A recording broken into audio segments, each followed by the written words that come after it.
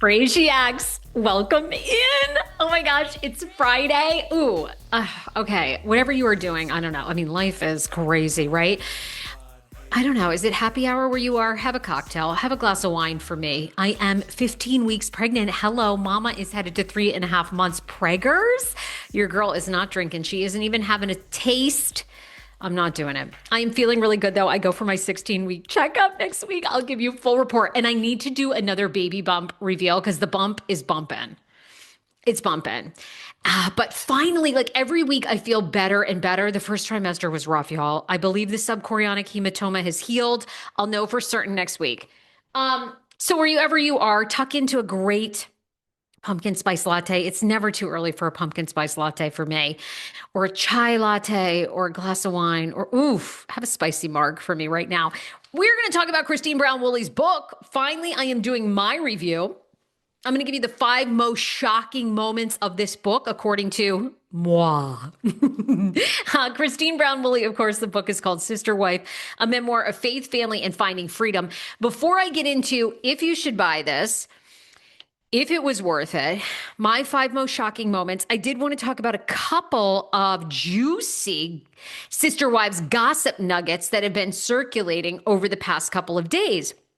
Kody Brown has given 2 big interviews. Now, Kody Brown does not give interviews, okay? Over the years, you've seen Janelle, Christine, they do a lot. Christine just did my podcast.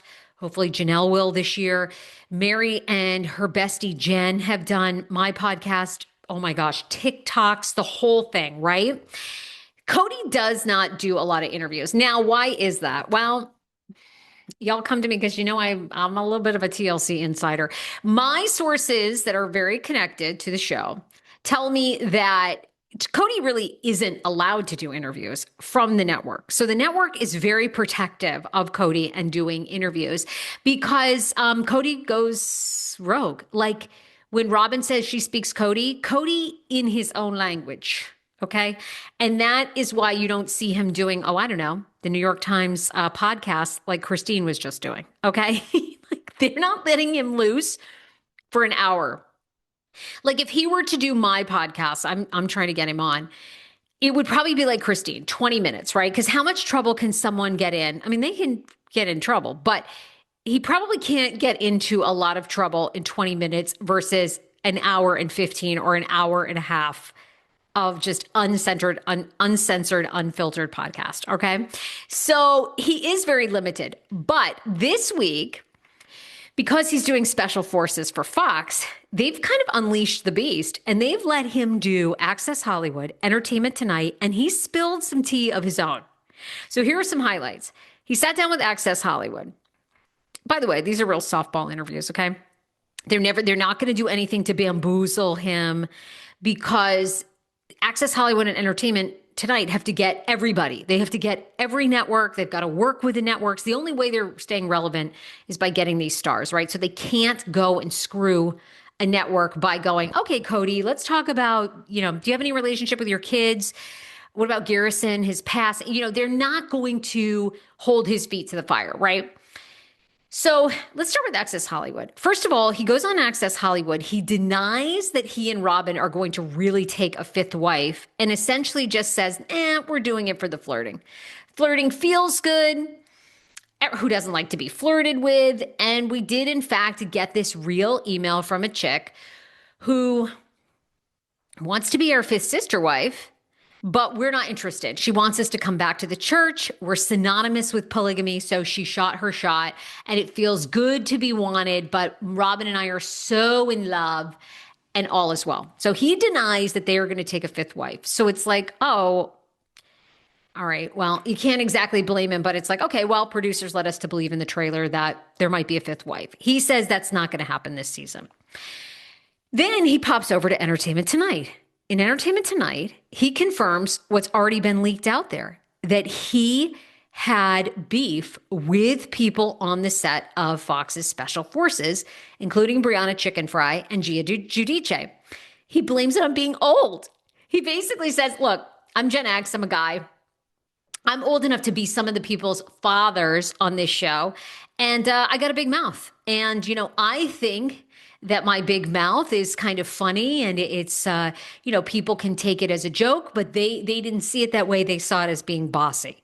So he says you will see him butt heads. Then on top of that, he says that he does struggle on this show coming up September 25th on Fox because he mentally was not ready for it. His mental game is not strong.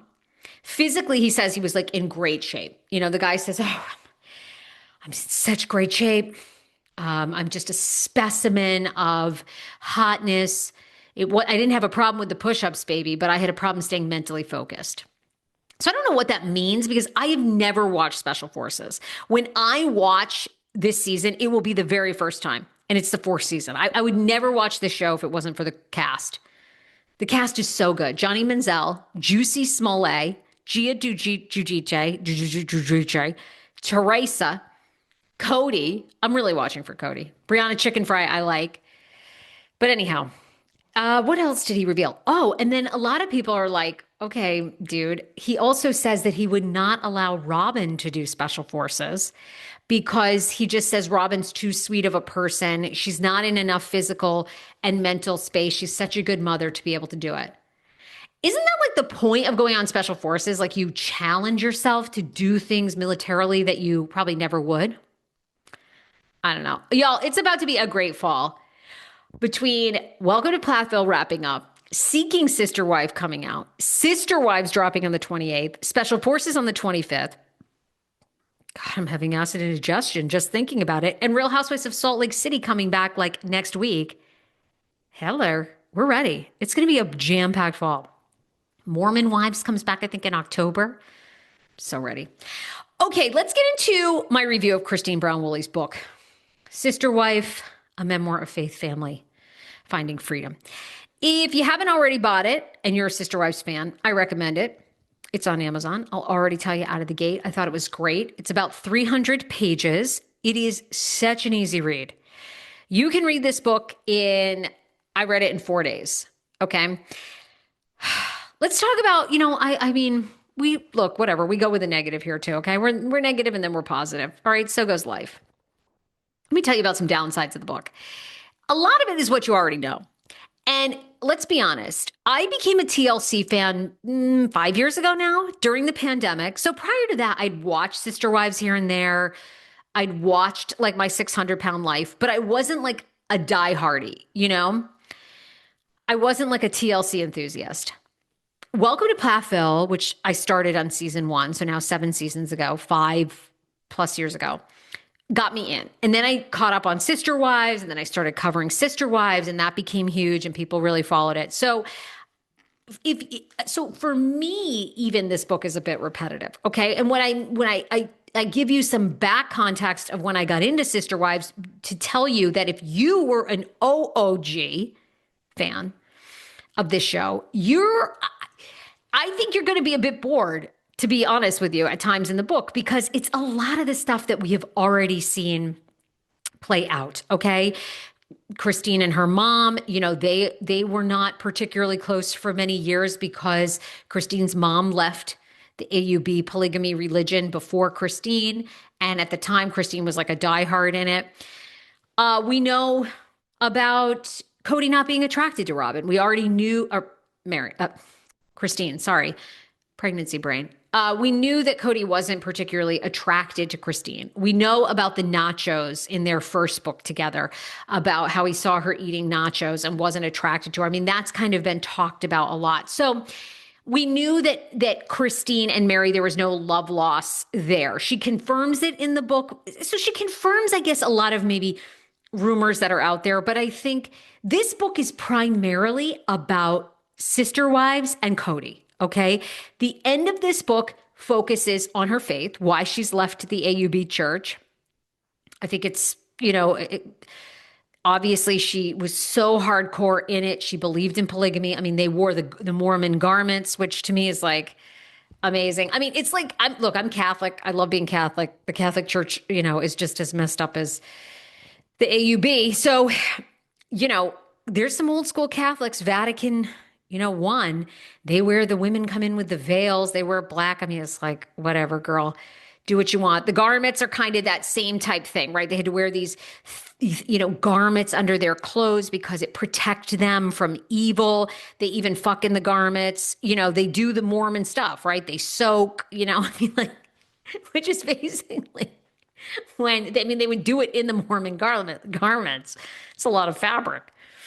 So, she gets fed up with the church, which she talks about towards the end. And she says that she searched other religions, but she's just never found anything that's really gotten her,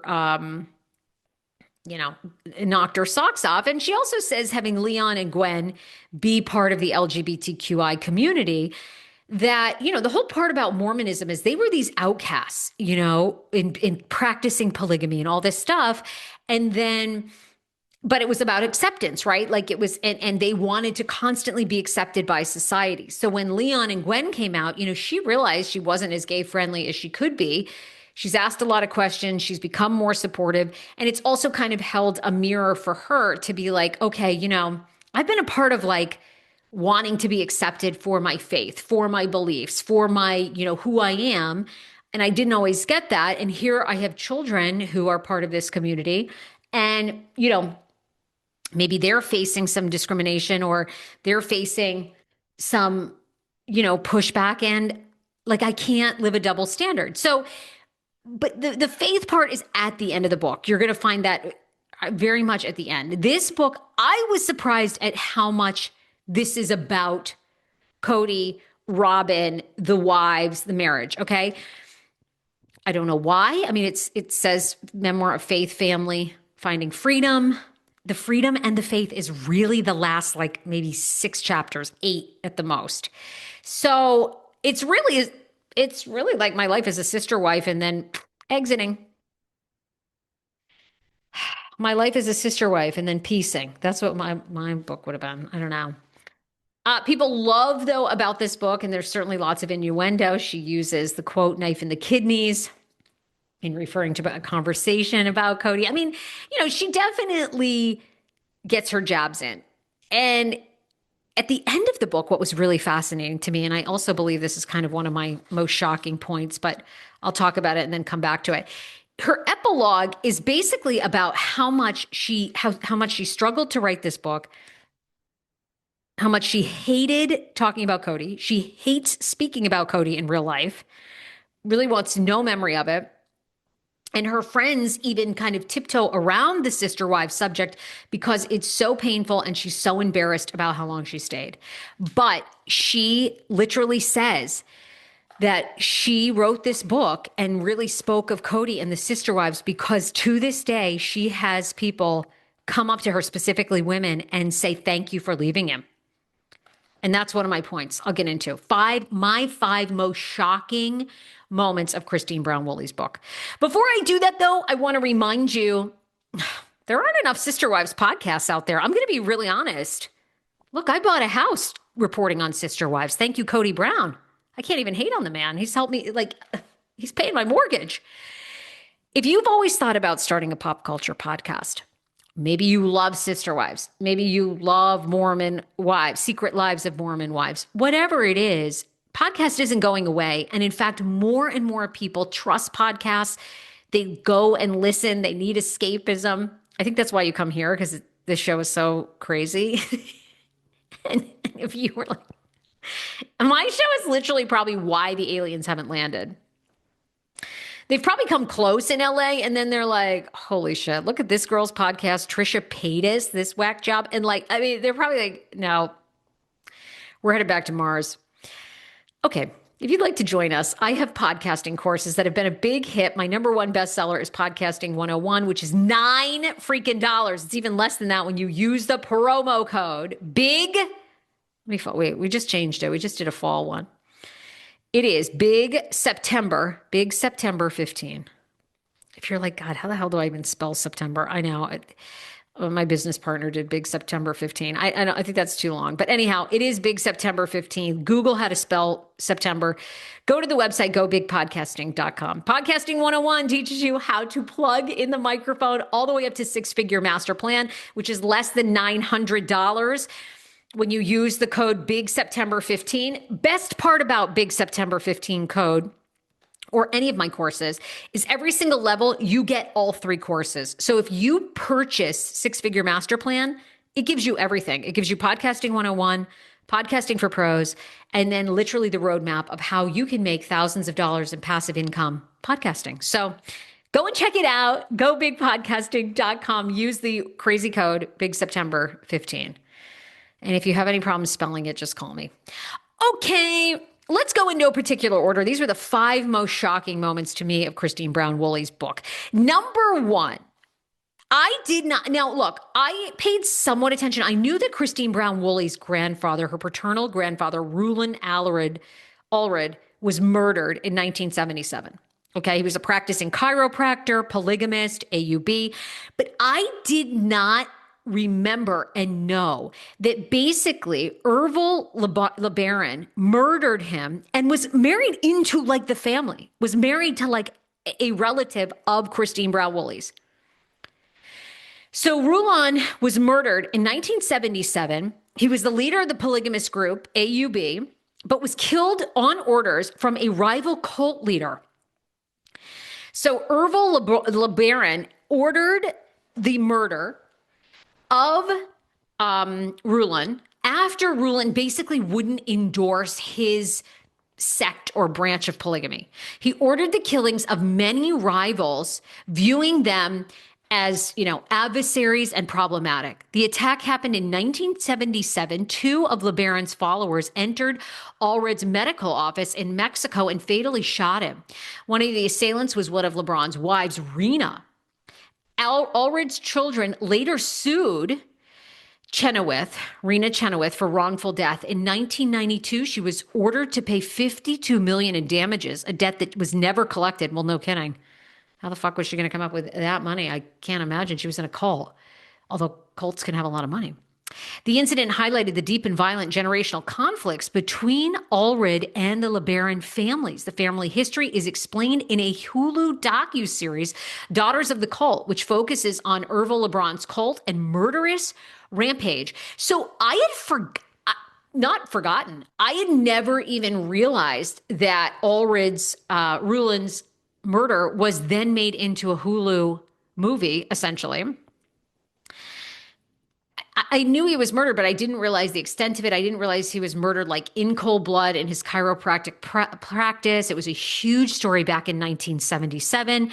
And anyway, I was like blown away. So that was really shocking. She goes into a lot of detail in the book about it, what he meant to her. He was kind of this beautiful voice of reason for her, and how tragic the murder was. How much it just broke her father, her parents, the whole family, of course. Number 2, most shocking for me, was the OxyContin addiction that she confesses to, okay? So she admits to using Oxy. This is later in the book, after surgery, kind of becomes, addicted to it. And after, giving birth. And a lot of people have had some, not really criticism, but have had some like, oh, okay, this was like a 30-day addiction. She starts popping these pills. She's working on TLC. She's working on the Sister Wives show. She's giving interviews. And she's like, she knew that she was loving the feeling. She loved how it made her felt. She felt invincible. She was counting down the hours to her next pills. And even I believe it was Gwen who came to her. It was Gwen or one of her daughters that kind of came to her and was like, yeah, we need you back. Like, something's up. We need you back. And she basically describes having to like cut the pills in half, wean herself off. She really like describes it as like she had to talk to her mom, throw the pills in the trash. Like, she was really craving these pills. Okay. And she says that it took her 6 months to kind of get straight. And I think one of the things that I thought was fascinating, beautiful in the book, is she kind of alludes to the fact that she has an addictive personality.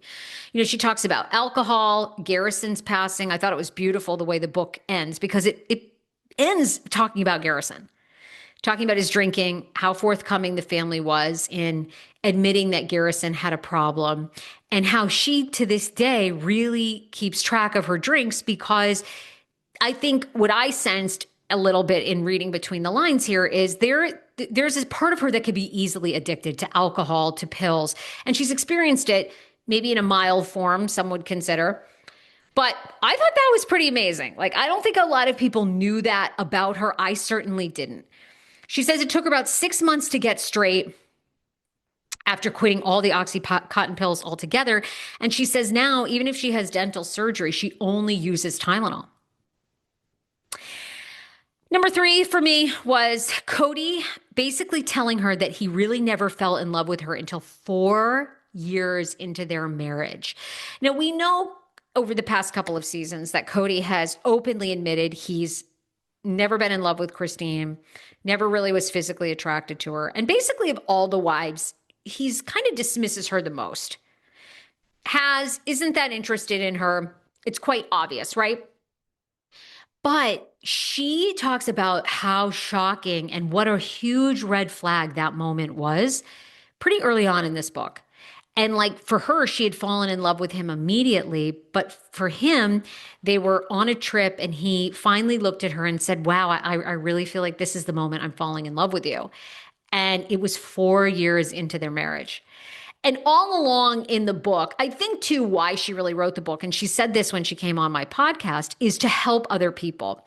And I think the reason she rehashed so much of Cody and sharing all the red flags is to say to a woman who picks up this book and goes, wait a minute, I'm in that, maybe you're not in a polygamous relationship, but you're in a marriage right now where you're like, yeah, okay, yeah, he doesn't really do kind gestures for me. The sex sucks.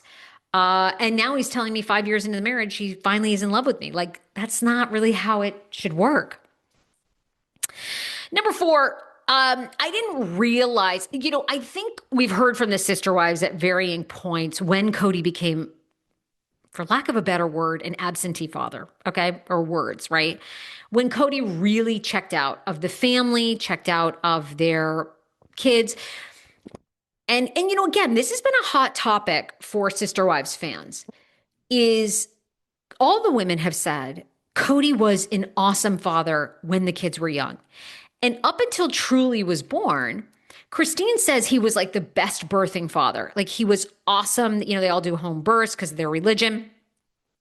He'd be so great, and they'd go from like midwife to midwife. And some of the midwives would roll up to the house. They'd never delivered a child before in their lives. And they're looking at Christine's hoo-ha and, Cody would breathe them through it. Like, okay, right? So he was like great. He was great with a midwife. He was great at helping through contractions. He could help anybody breathe through. Like basically the dude has so many kids. Like he could look at a vagina and be like, boom, you're 6 centimeters dilated. You're going to have this kid in 3 hours. Like the dude was like, birthing magic. Okay. But what we find out and getting confirmation from Christine is Cody basically becomes a complete absentee father. Is deadbeat the right word? When they moved to Vegas. Vegas was the nail in the coffin for this entire family. And even though Christine basically really says in the book, one of her greatest regrets in a way is that she and Janelle didn't just stay in Vegas. It's moving to because the kids loved Vegas. They ended up having a lot of friends. And Cody, one of the big things that people have talked about as like a bombshell in this is Christine confirms for the first time that Cody and Robin lied to the family about why they wanted to move to Flagstaff, when in fact it really was so Dayton could go to college there. So Dayton could go to high school, college. They could all be with him. That's where he wanted to go. And Robin wanted to keep an eye on him. But instead, Cody comes up with this lie that the Las Vegas Raiders football team is going to be coming to Vegas, or the football team is in Vegas, and the traffic's just getting so much, and the riffraff and the crime. And he uses that as an excuse when in fact it was really about Robin and her children. But I didn't realize, I didn't realize the full confirmation that was really the time when he began to check out. He didn't come visit the kids, even though they lived in the cul-de-sac. He didn't, Truly was deathly ill with kidney failure, essentially almost on dialysis. And he was like, she's fine. She's fine. It's really the time when he probably just fully began embracing his life with Robin, and the kids became just maybe they had gotten older. He felt they didn't need. She doesn't really go into that, but she basically says he was checked out. These kids, Peyton, Gwen, would ask for him, needed him, nowhere to be found. He wasn't coming over. He wasn't going to spend nights like he did anymore. He wasn't going to go on family trips. He wasn't going to go to doctor's appointments. For whatever reason, whether he felt the kids had gotten old enough they could fend for themselves, or he just was solely into Robin, Vegas was where it all died. Right. And again, all along the way, I think she shows women specifically, maybe men too, reading the book. These are the points. These are the points that weren't normal, when I should have checked out, when my gut was screaming at me. And I kept thinking, maybe it'll get better. Maybe something will change. And it didn't. Number 5, lastly, for me was the epilogue. Okay. Which is, I'm sure you're like, girl, how good was the book if the epilogue is your 5th most shocking? But it's like I said, there's a lot of meaning in this book. And the reason she wrote this book, which comes together in the epilogue, she hates talking about this. I mean, the epilogue is so good. This is what she says. In real life, when I'm not writing a memoir, I don't want to talk about Cody anymore. I don't want to go down to our basement studio to film tell-alls that focus on how hard it was to leave my family. I don't want to drive to Flagstaff to see all the places where I lived in pain. Writing this has been gut-wrenching, embarrassing. I'm telling people intimate things that I didn't even want to tell my kids. Now, when she's referring to that, she's talking about how she lost her V card to Cody. It was so painful. It was wham, bam, thank you, ma'am. It was so rough that she couldn't. And it wasn't like, I think the guy just had no romance. It's all about Cody. Like, he wants to be massaged, catered to. And then he was, I don't know, whatever, the 4-minute king. And so she's like, my friends are careful about what they say in front of me because they know some things still hurt. I'm embarrassed that I stayed. I'm embarrassed that I allowed him to treat me the way I did. I'm embarrassed that I didn't love myself more. But I understand that I stayed until I realized tomorrow wasn't going to get better. I believe my story has offered hope to people. Okay, so what I loved and why I thought this was shocking is I think in a way this book is a selfless act of revisiting something that this woman is so over. But again, like I've said throughout this podcast episode, it's truly about like that one woman that reads this and has the courage and strength to get out of her situation. Because Christine and all these women, she talks about it in the book, financially were at the mercy of Cody. It's not like these guys had like major savings. And now again, in the past couple of years, they're making bank from TLC, and they were doing very well in the past couple of years, but Cody controlled all the money. She says, thank you for leaving him. That's what women say to me when they encounter me in public or in response to my social media posts. Thank you for showing me that I could leave as well. That's the heart of this book, baby. It goes further than a thank you. These women understand how painful it was for me, and they have offered support and grace and some cheering on from the sidelines. It means so much to me. You've told me that your daughters left abusive marriages. You've told me that you learned you were married to a narcissist or a bully. You've told me that you found peace when I started to plan my exit. You've caused me to cry with you in bathrooms, in elevators, in conference center hallways, in a restaurant at Disneyland. Costco, bulk emotions. We see you, you've said. We've been following you for years, and we hoped you would leave, and you left, and you found love. It's humbling. As I've shared my story with more people, mostly women, I've grown to understand that it's a good thing to talk about what happened. It's good to show the personal growth that happens after, about how independence allowed me to love myself and that love of self allowed me to find David. I watch Sister Wives with my daughters, you've told me, so they can see what a strong woman looks like. It's sweet and it's kind and it's mind-boggling. Hope. That's ultimately what got me through. From hoping for a big family to hoping for love, to hoping to gain back the magic of Wyoming, to hoping for another chance. There's still a story to be told, and I'm one of many. I recently told Janelle that I was working on this book. There's no gotchas, nothing you need to worry about, I told her. If anything does come up in this book, you can fix it on your own. I think by meaning she'll write a book. And she goes on to say, I hope she'll write one.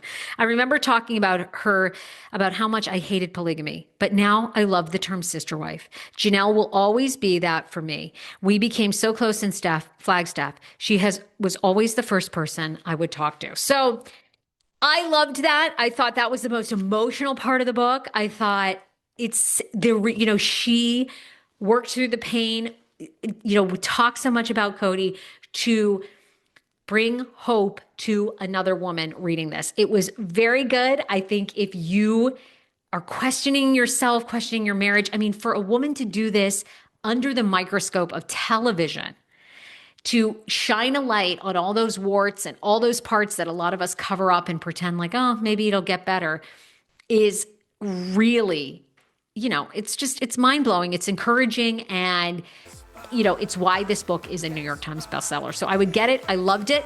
There's my 5 most shocking. All right. Love y'all.